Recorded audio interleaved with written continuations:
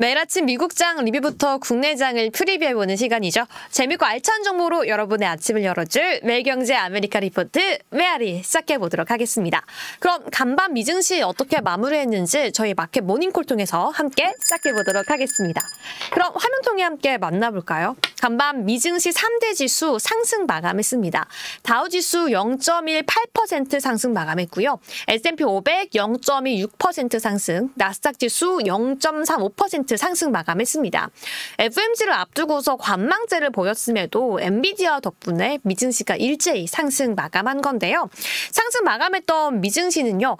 나홀로 경제 호황이 지속되면서 달러 인덱스가 105선에 진입하는 모습 보이기도 했고요.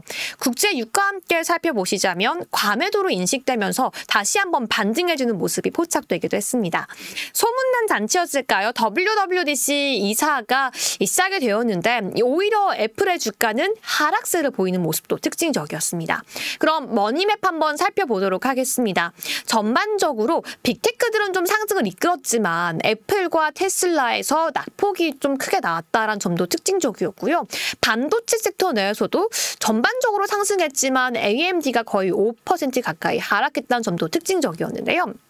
저는 이렇게 동그라미 한번 그려봤습니다.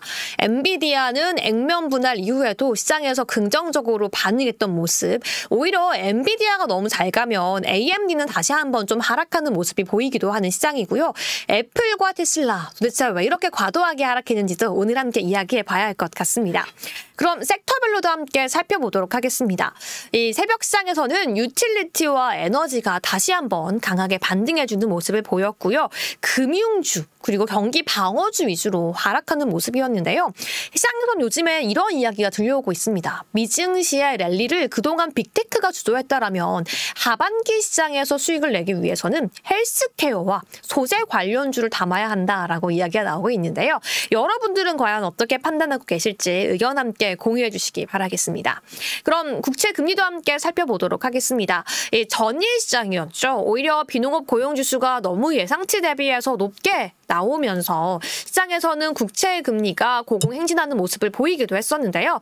또다시 국채 금리는 상승하는 모습이었습니다. 간밤 있었던 미국의 재무부 3년물 입찰 응착률은 2.43배로 이어지면서 두 달 연속 여전히 국채 금리에 대해서는 약한 수요가 보여지기도 했습니다. 2년물 국채 금리 4.885% 보여주고 있고요. 10년물 국채 금리도 이제는 4.5% 거의 가까이 가고 있습니다. 4.469%로 마감하는 모습까지 포착됐네요. 그럼 애플의 WWDC 이야기 한번 해보도록 할까요? 정말 화려하게 막을 열었고요. 월가에서는 10년 만에 한 번 있는 어마어마한 이벤트다라고 표현을 하기도 했는데요. 애플은 WWDC에서 AI 플랫폼이죠. 애플 인텔리전스를 공개하기도 했습니다. 하지만 애플의 주가 살펴보신다면요. 오히려 장대 음봉을 그려내면서 마무리했고요. 장중에는 1.91% 하락, 애프터마켓에서는 0.44% 하락하는 모습이었는데요. 어떤 이슈가 있었는지 함께 살펴보겠습니다. 일단 애플은 아이폰 등의 OS에 AI 기능을 도입하고요. 시리에도 챗 GPT를 신겠다라고 전격 발표하기도 했습니다.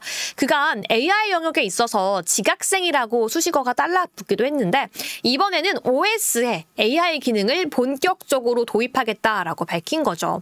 이 텍스트도 요약해줄 수 있고 이미지도 생성을 하면서 사용자가 필요할 때 가장 관련성 높은 데이터를 찾고 이용할 수 있도록 도와주는 것이 목적이다라고 이야기를 했는데요.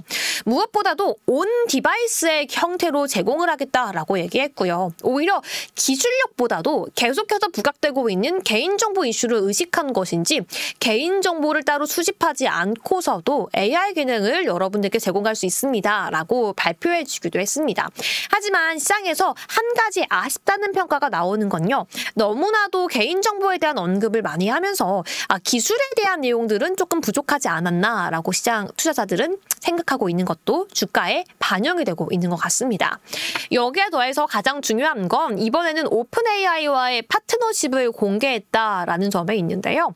음성 비서 시리에 드디어 챗 GPT를 접목하겠다라고 밝혔고요.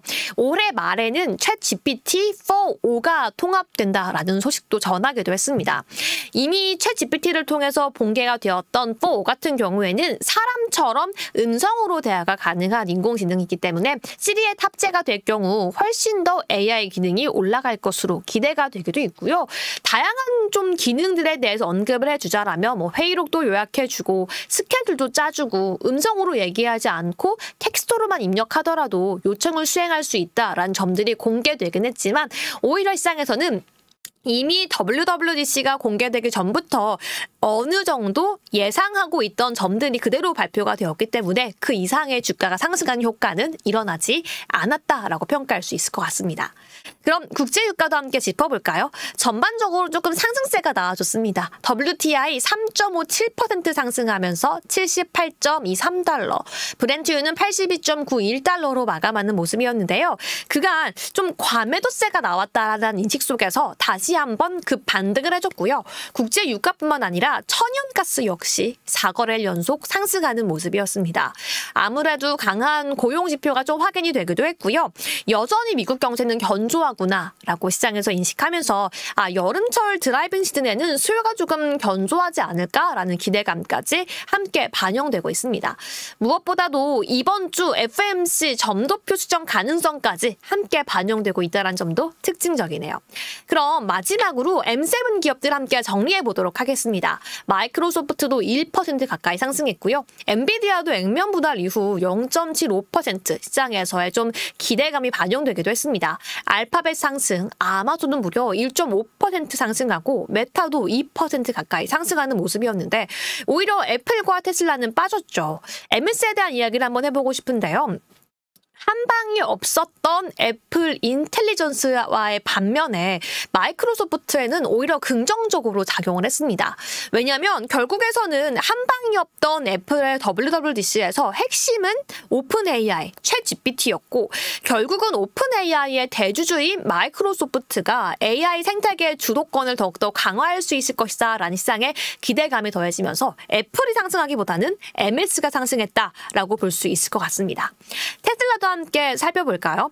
이 테슬라에 대해서는 잡음이 계속해서 들려오고 있습니다. 어떤 이야기가 들려오고 있냐면요. 일론 머스크는 올해 신형 테슬라 모델 Y를 출시하지 않을 것이다 라는 소식을 전하기도 했고요. 계속해서 560억 달러 성과급이 부결될 것이다 라는 전망까지 함께 와 있는 가운데 주가는 계속해서 하락하는 모습까지 포착되기도 했습니다. 오히려 이렇게 애플과 테슬라도 하락하고 조금은 지지부진해 보이는 M7으로 인해서 시장에서는 이런 이야기도 나오고 있는데요. 차라리 미국 M7의 상승률을 제친 유럽 성장주죠. 패블러스 5, F5를 좀 보자라는 이야기도 나오고 있는데요. 벌써 올 한 해 6월까지만 했을 때 주가 상승률이 덴마크의 노보노디스크가 39.62%의 상승률을 보였고요. 네덜란드의 ASML도 14.14%의 상승률을 보였습니다. 뭐 LVMH, 아스트라제네카, 독일의 SAP 같은 경우에도 높은 상승률을 보여서 사실 향후 3년간의 순이익 증가율 예상치를 대비했어도 유럽의 성장주 F5가 미국의 기술주 M7보다도 더 많이 성장할 것이다 라고 시장이 기대하고 있는데요.